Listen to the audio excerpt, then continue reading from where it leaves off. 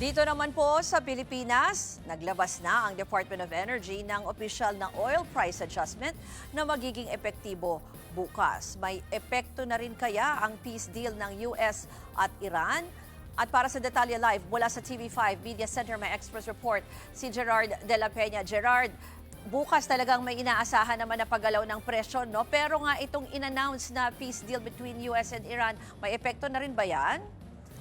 Alam mo, Ruth, mukhang good news nga para sa mga consumer itong napipintong pagpirma ng US at Iran sa isang peace deal. At yung inaasahan natin na galaw ng presyohan ng langis bukas, indikasyon daw na parang alam na rin ng merkado o ng world market kung ano yung gagawin ng dalawang bansang ito.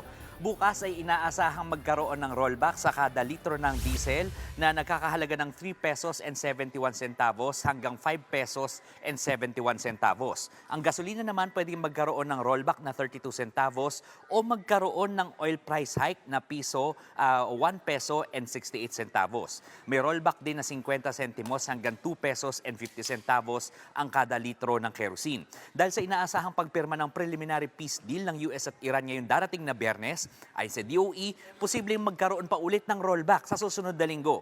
Pero sa tanong kung kailan magbabalik sa normal ang presyohan ng langis o yung mga presyo bago magkaroon ng gulo sa Middle East, medyo matagal-tagal pa rin daw ang ipaghihintay. Ayon kay Energy Undersecretary Sandy Sales, baka raw umabot ng 6 to 12 months ang ipaghihintay bago mag-stabilize ang supply.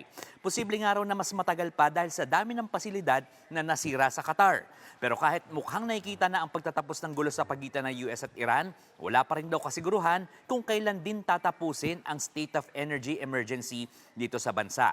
Dahil naman daw sa gulong ito, nakita ng pamahalaan kung gaano ka-dependent ang bansa sa imported na diesel. Kaya kailangan na raw gumawa ng mga hakbang para hindi tamaan ang transport sector sa tuwing nagkakaproblema sa supply ng langis sa world market. Halimbawa, dapat daw ay lumipat na ang transport sector sa mga electric vehicles. Pinag-aaralan na rin daw ng pamahalaan ngayon ang pagkakaroon ng national reserves na tinatalakay na ngayon sa Kongreso.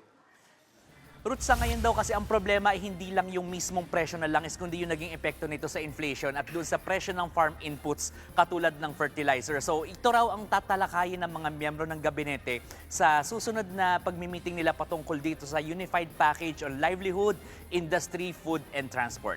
Ruth. Yan pong Express Report ni Gerard de la Peña. Mga kapatid, Ruth Cabalco, para sa mabilis na pasada ng mga balitang dapat niyong malaman, mag-follow at mag-subscribe sa social media pages ng News 5.